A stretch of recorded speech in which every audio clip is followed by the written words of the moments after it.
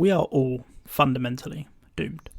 It's time for the human race to stop researching artificial intelligence before it's too late. We can stop right here, right now, just over the hill of artificial intelligence being useful. Apple can figure out who the people in your photos are. Algorithms can make simple reports of sports matches that most people can't tell were written by a robot. And Google built a program that could beat the world's greatest player of the game of Go. Let us stop here before the inevitable AI uprising. A little while ago, I read a book called Superintelligence by Nick Bostrom, and oh boy, is it one of the most terrifying books I've ever read. Not in a blood and guts way though. Oh no, far worse than that. In a word, we are doomed. In a few more words, there is absolutely no chance that we can control whatever terrifying monstrosity we manage to create. I say this as someone who is always one of the first to say that people who are scared of the advance of technology and forecast the end of days in a Terminator-style scenario are completely wrong. But boy oh boy, do I have it wrong. Artificial intelligence really is a kind of Pandora's box that once you open, you have no way of going back. There is no foolproof way to protect ourselves from it. And there is no chance that once it gets up to speed that we could ever even have the smallest hope of constraining it. We are doomed. Stop now. Stop it. Stop it. Stop. For those of you who might be less inclined to read a very dense and long-winded book about the complexities of artificial intelligence, and honestly, who can blame you, then I would point you towards the excellent film Ex Machina for another example of how the rise of artificial intelligence is horrifying on an existential level, and that we, mere mortals, have absolutely no hope of controlling the power that artificial intelligence has.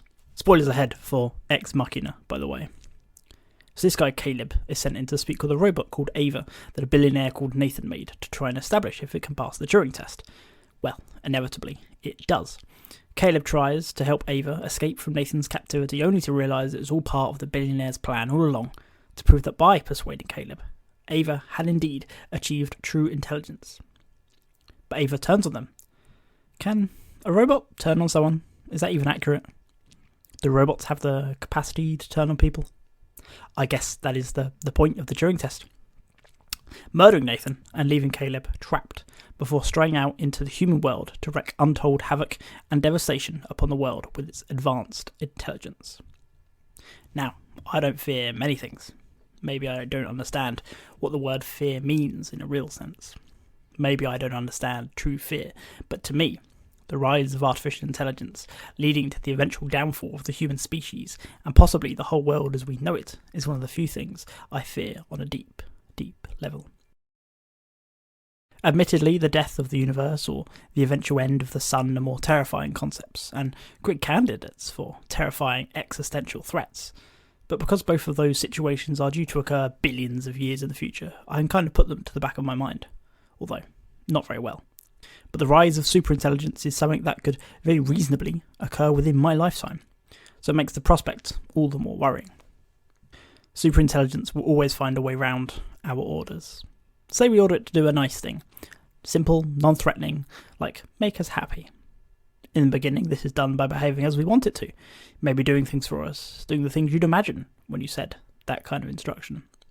But as the AI gets more advanced, it realises that the best way to make us happy is to put electrodes in our heads to stimulate the pleasure centres constantly. Goal achieved, right? Or eventually it might think that the best way to get the results is by uploading our consciousness to a computer. That way we can put into this state of perpetual bliss for far longer than our physical bodies would ever allow. Maybe until the inevitable heat death of the universe.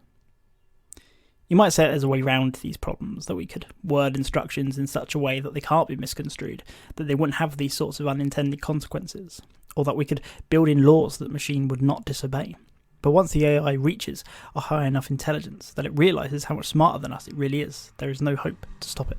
I obviously have no control over the AI researchers of the world, but I would encourage them to read Nick Bostrom's book and to heed its warning. So there we have it, a nice happy thought to leave you with. Sleep tight, don't let the fear of the end of civilization bite.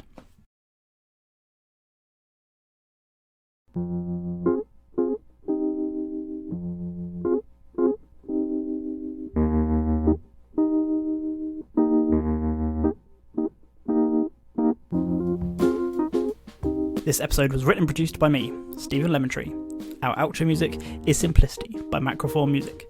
If you ever want to contact us, you can do so on Instagram and Twitter at nevetslt or email nevetslt@gmail.com. That's NEVETSLT. Life is that feeling you get looking at old photos of yourself. We'll see you next week.